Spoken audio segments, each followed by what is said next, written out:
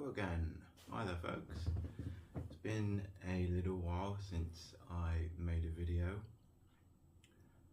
I get a little despondent by going on social media, to be honest. I tend to get shadow banned quite quickly if you talk about certain subjects like gender ideology. They just pile in on you and you get shadow banned quickly. But I'm back. Just finished a 3-day water fast, which is really good. Purges a lot of not just physical toxins, but a lot of emotional stuff comes out as well. Can't recommend it enough. Although the disclaimer: I'm not a physician. Do your own research. Your health is your responsibility. Blah blah blah. So I'm feeling fresh, and I'm also feeling that things are pretty crazy out there. So thought I'd say my piece. Where to start? Don't kind of have anything really planned. Maybe. So the events in Ireland, maybe. So this morning I went on Facebook and I saw some footage of some of the protests, and it spilled out into the streets. And apparently some people had marked some houses. Houses were marked of people that were non-white immigrants. And these young lads were like kicking in the doors, bashing all the windows in. And I thought, wow. I wonder if they thought, are there any children in those houses that you're just busting the windows and doors in? Are there any kids in there? Do you know? Obviously you don't know, but you're doing it anyway. Have you thought about what sort of effect it might have on those kids? Is there, I don't know, something about those kids that makes them a little less human than other kids in your eyes? And what if they're the people that you're busting the windows and doors into? What if they're, just perfectly nice people, even though they're immigrants? What if they're, no trouble to anyone? Those people are there, as well as the bad ones. You don't know. You're just acting like feral savages. In effect, you've become exactly the same as that which you're angry and protesting about. So you're reacting to terrorism by acting like a terrorist. Yeah, smart. That's great move. Just playing into the hands of the state. You're doing exactly what they want you to do. Keir Starmer, the same reaction again. Just like Southampton, Southport, blah blah blah. Far right thuggery, full force of the law. You don't honestly expect a different response, do you? It's a psychological warfare campaign against the British people, designed to make you despondent and frustrated and angry and reactive. These people, well, not these people, Starmer, etc., etc. They're mouthpieces. They're not in control. Excuse me. But the handlers. Excuse me. So sorry. The handlers. That these people are experts in psychology. They know what they're doing. It's not these statements which people get so frustrated at. They're on purpose. It's to create a certain reaction. It's to make people reactive and angry. And it's working. They'll use that footage to show the retarded liberals and the people that are on the fence and say, look, this is what the people on the right are like. They'll use it to clamp down on the civil liberties that we do have left. It's not the way. It's really not the way. Anyway, move on from that for now. I also went on to the Paul Thorpe show today. Paul Thorpe's a really great YouTuber. He opens up his show and you can call in, and I called in and I was talking about what I've just said, and a response came back. You know, this it's to be expected, and I was making the case that, you know, peaceful non-compliance is the only way to win this, which I stand by completely. Which is not saying, for example, it's not saying that violent, aggressive, terrorist, intimidating behaviour turn the other cheek. I'm not saying that at all. Say, for example, that animal that tried to behead the man in the street in Ireland. You know, you live by the sword, you die by the sword. Whatever he's got coming is going to come. That's not what I meant. Maybe there's a good way to move on from there. What I'm saying is that it hasn't been since the Potax riots that direct action in the streets made any impact.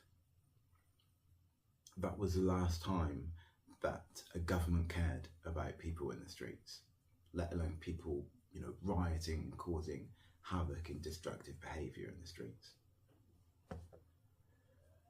We don't have weapons, so insurrection isn't really going to be that effective.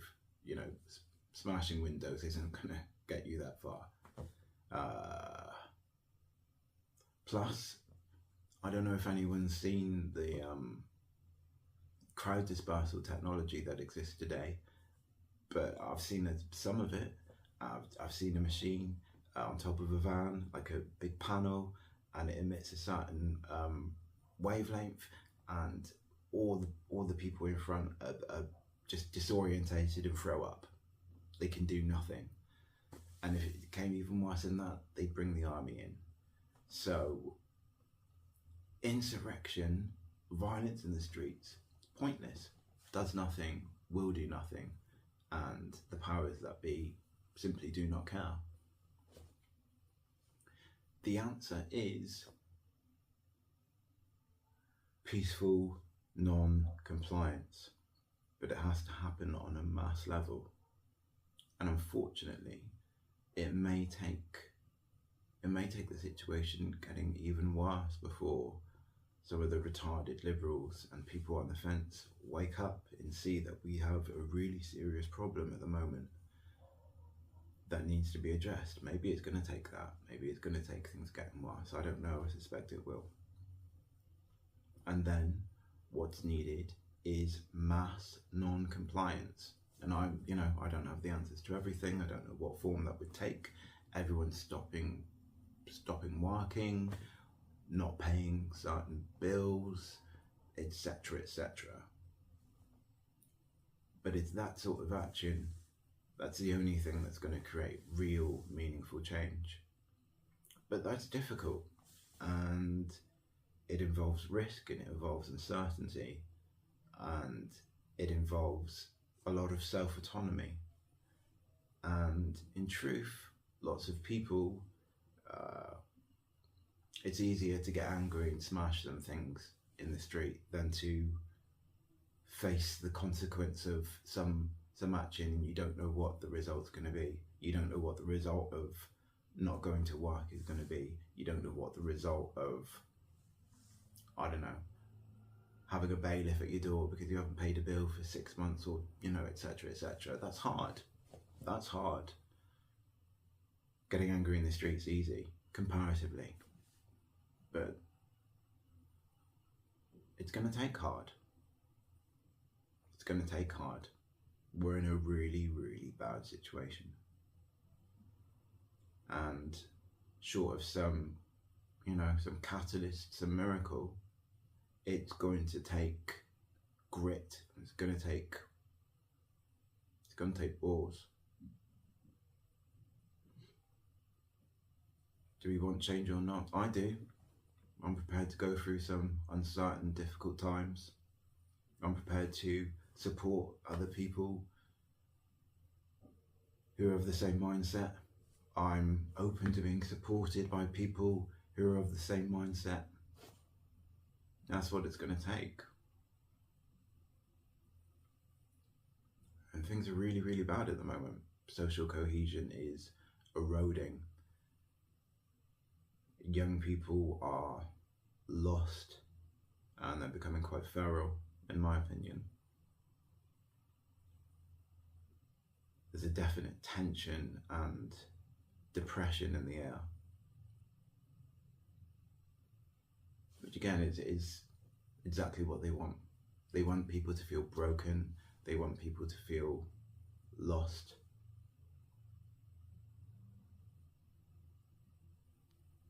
But the darkest hour is before the dawn, and maybe it's got to get a little bit darker still, like I said, but I believe that we can do this. I have to. I mean, I've known this was coming for years and years, people like Alex Jones, David Icke, etc., etc. For years they've been saying this was coming, that the society was going to get broken down so it can get rebuilt. That's what the New World Order is, and the slogan, order from chaos. It's happening. It's bizarre even for me. I came across all this stuff in 2007. It's bizarre even for me to see it happening in real time. And there is, of course, there's some fear there. We're going into unknown territory, bad times. But I believe there's a better way. I believe that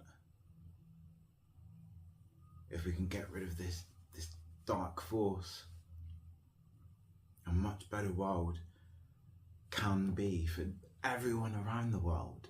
Not some sort of socialist, everyone's equal vision. That's impossible.